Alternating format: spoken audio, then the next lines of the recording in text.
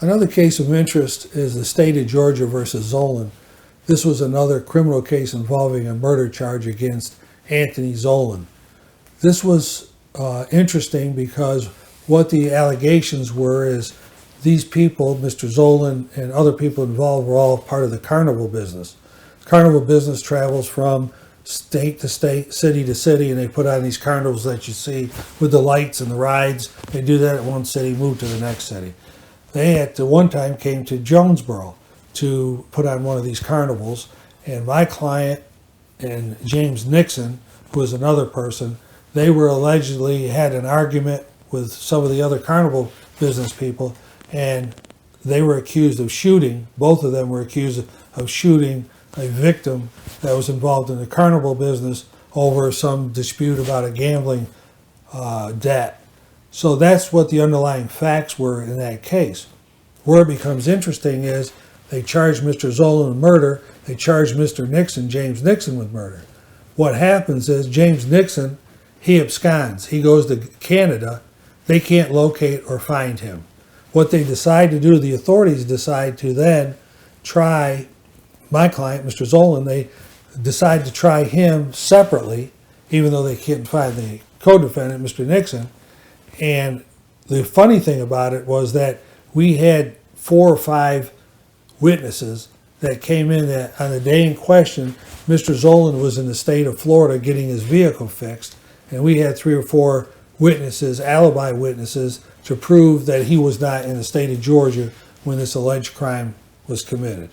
As a result of that, we had to go to a jury trial.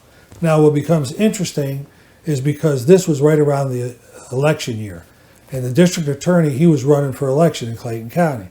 There was a lot of high publicity going around, not only in Jonesboro, but in Atlanta. They had a lot of this pornography cases were high profile and were in the news both statewide and nationally. And so they were trying to get all these laws together to shut down the pornography business in Atlanta. And the reason I bring that up is because of the fact that it was politically charged at the time. And so you had the district attorney take an interest in this case.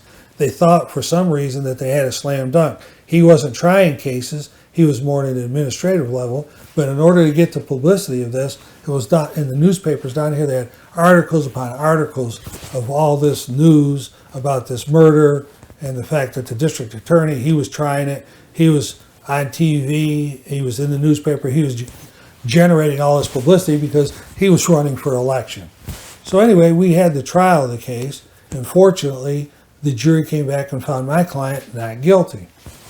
But the case even becomes more interesting is because after they found my client not guilty, and this is, I believe, purely a political move, the state district attorney's office, they charged all my witnesses with perjury. Okay, all the witnesses that testified in my client's behalf, they charged them all with perjury. And I believe that was just a political stunt to try to get them to save face, because that was all in the news. He lost the case, but ultimately they never did anything. They never, other than charging the other witnesses, they never prosecuted anybody. They never did anything in reference to those other witnesses that were there. So that just ended up going away after a number of years of laying there. But it was done, I believe, just because of the political motivation to save face, trying to save face. But what happens is this case gets even more interesting. My client, even though I got him, he was found not guilty, I don't think he was appreciative that he should be, because he wasn't as appreciative as I thought he should have been.